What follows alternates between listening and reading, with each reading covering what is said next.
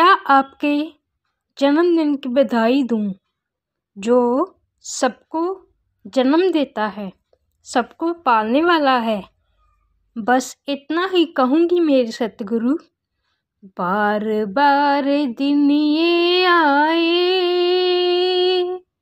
बार बार दिल ये काए, आप रहो हमारे साथ, ये हम सब की है आरज़ू। आप रहो सदा हमारे साथ, ये हम सब की है आरज़ू। Happy birthday to you, happy birthday to you, ओहो happy birthday to Satguru Sudiksha ji Maharaj. Happy birthday to Satguru Sudiksha ji महाराज। सतगुरु माता जी, आप जी को जन्मदिन की हार्दिक हार्दिक शुभकामनाएं। सतगुरु माता सुदीक्षा जी महाराज, आप जी के चरणों में हम सभी संतों की यही अरदास कामना है कि जैसे आप जी ने हमें अपने चरणों से लगाया है, इस ब्रह्म ज्ञान की दात देकर आपने हमारा हाथ पकड़ा हुआ है, ऐसे ही अंत श्वासों तक हमारा हाथ पकड़ के रखिए। हमें सेवा सिमरन सत्संग से जोड़ के रखिए, क्योंकि जब तक आपने हमारा हाथ पकड़ा हुआ है, तब तक हमें जीवन में किसी भी प्रकार की कोई चिंता नहीं है। कहते हैं कि सतगुरु पारस पत्थर के समान है, जो शिष्य को कुंदन बना देता है। पारस पत्थर के संपर्क में आने से साधारण लोहा भी सोने में परिवर्तित हो जाता है। पारस की प्रामाणिकता संदेह के घेरे में भले ही हो सकती है, परंतु समय का सतगुरु असंख्य लोगों की जिंदगी को बदल देने की सामर्थ्य रखता है। सतगुरु मेरा सोना है। जैसा कि हम सभी जानते हैं कि सोना सभी धातुओं में सर्वश्रेष्ठ और सबसे मूल्यवान मानी गई है। इसकी विशेषताओं के कारण यह सुंदर चमकीली आकर्षक दर्शन में हृदयग्राही है। इसके एक और गुण है, इसके संपर्क में जो भी धातु आ जाती है, समर्पित होकर अपना आप गंवा देती है। यह उसको अपना रंग, कीमत ताउम्र दे देता है, जब तक कि वह उसको अपनाए रहता है। समय का सतगुरु स्वयं निरंकार का साकार रूप होता है। 3 लोक 9 खंड का मालिक खालिक सर्वशक्तिमान सारी कायनात का रचनहार होता है। सतगुरु मेरा सोना है।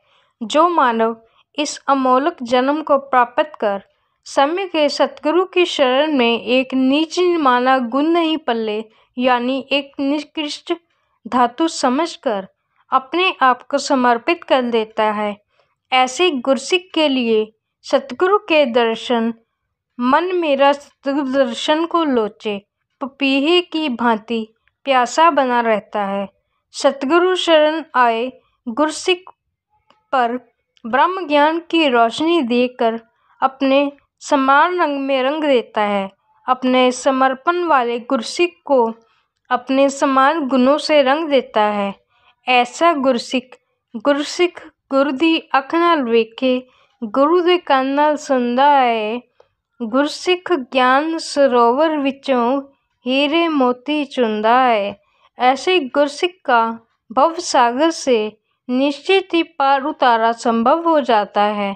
ऐसा गुरसिक सतगुरु की सोने जैसे मूल्यवान वचनों को भक्ति मार्ग में दृढ़ता से अपनाता हुआ इस अमोलक मानव जन्म में सहजता, सुगमता व सरलता से स्वयं आनंदित होता है। संसार में सतगुरु निराकार का साकार रूप बनकर जन कल्याण के लिए अवतरित होता है।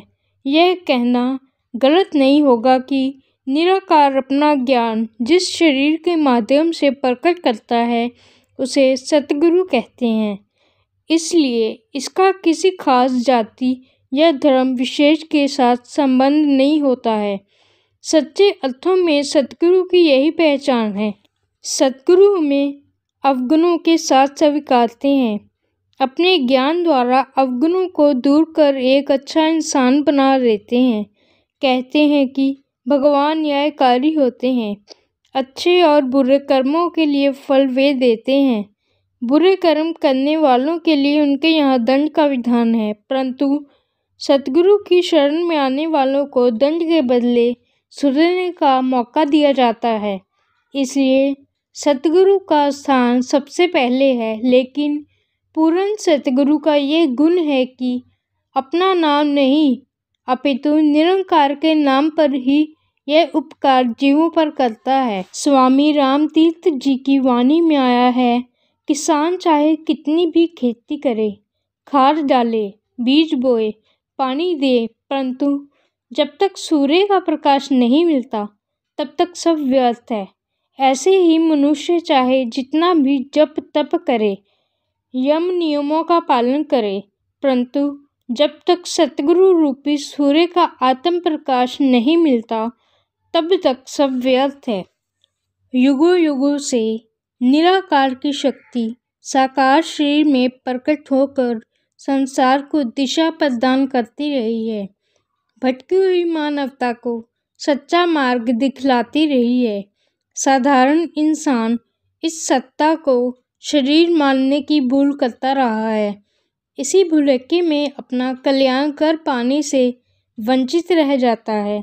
जो अपनी बुद्धि से सतगुरु की पहचान कर लेते हैं, उनका हर युग में कल्याण होता रहा है, होता रहेगा। अंत में सतगुरु माता जी आप जी के चरणों में हम सब की यही अरदास है, तेरी रहमत दा बूटा मां साडे सिर ते ही तनियारे, तेरी रहमत दा बूटा मां साडे सिर ते ही तनियारे, करो कृपा मैं डोला ना, करो कृपा मैं डोला ना, मेरा एतबार बनिया रे, तेरी रहमत दा बूटा मां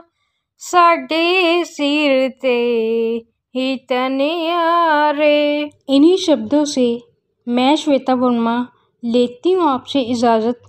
कमेंट बॉक्स में कमेंट करके ज़रूर बताइए इस संदर्भ में आप जी के क्या विचार हैं। नमस्कार, धन निरंकार।